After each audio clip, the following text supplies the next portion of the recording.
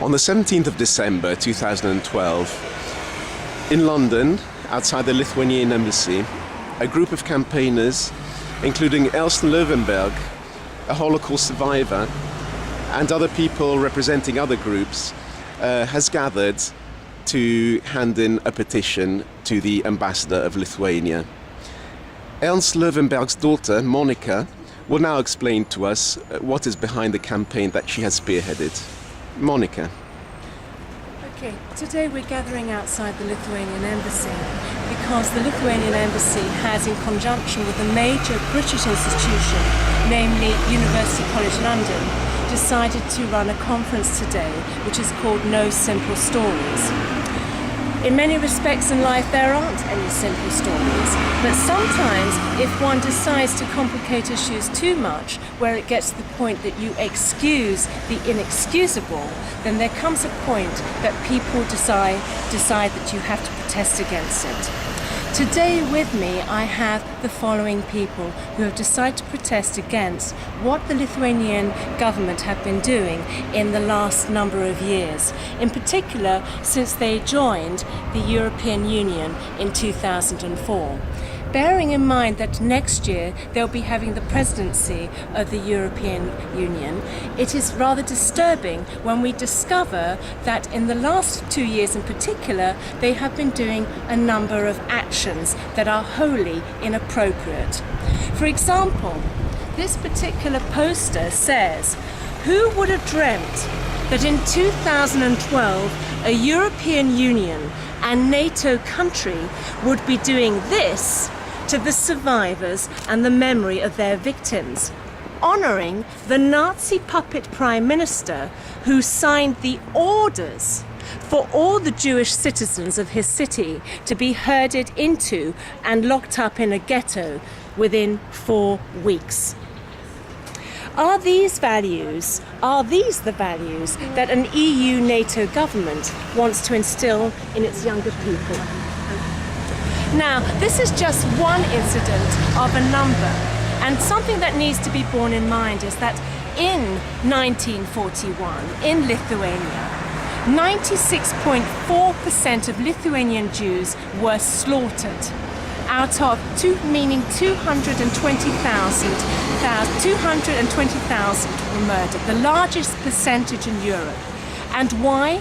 Because of the massive voluntary participation of so-called patriots, many of whom were honoured by the Lithuanian government in 2011 and 2012. 2011 honours for the Lithuanian Activist Front and the 1941 puppet Prime Minister, this gentleman, in 2012. Since that time, we've also had Holocaust survivors accused of being war criminals by the Lithuanian government, namely Yitzhak Arad. He was the first Holocaust survivor to be called a war criminal by Lithuanian government officials in 2006. In 2008, 2 women, Fania Brankovsky and Rachel Margolis, who can't return at 91 for one last look at her hometown in Vilnius, was accused and police sent to look for them, after which the prosecutor's office announced that they can't be found, leading to hysteria in the media about the Jews hiding their war criminals. To this date, the Lithuanian government have failed to write an apology to Rachel Margolis, 91, and say that they are sorry and that she can come to visit Vilnius any time.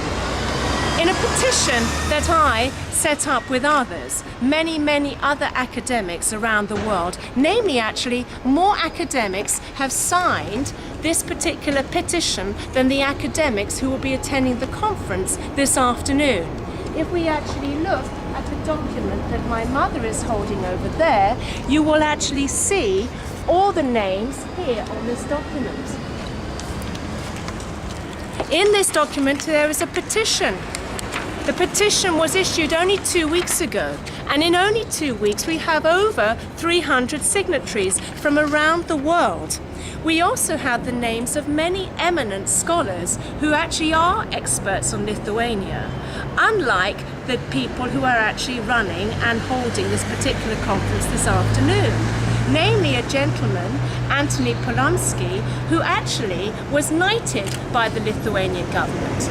A gentleman who found it fit to refuse my father and I, 90-year-old Ernst Loewenberg, from actually reading out the petition on the Tuesday, tomorrow, at 10:30 a.m. at UCL. It was refused despite the fact that I had actually gone through all the different motions to find out who was responsible and writing numerous letters to different people within the department to establish if we could speak for 5 minutes and read out the petition, because we did not want the good name of UCL to be damaged in the process by indirectly working with a right-wing extremist government who at home and very secretly honors people who have been mass murderers of a kind which defeats description. And also people who, for example, have neo-Nazi marches, not on any day of the week, no, but actually on Independence Day. Independence Day, and not just one neo-Nazi march in the year, but actually 2 neo-Nazi marches. Since 2008, they have allowed 2 of them. One of them to take place in Kaunas on the 16th of February, and the other one in Vilnius on the 11th of March. And what is worse still, that the person who's actually responsible for organizing of the neo-Nazi marches as a chief specialist at the state-funded genocide, a gentleman called Rikardis Sukutis. He is responsible and he is state-funded and he is in charge of running neo-Nazi marches. We also have this time round as well the Genocide Center of Lithuania and the institutions and museums it controls, for example the Lenin Park. Only this year in 2012, the Lithuanian government gave thousands of dollars to create a park called the Tuskulėnai Peace Park, in which in Vilnius hundreds, not 1 or 2, but no, hundreds of people who were Jew shooters are actually honored.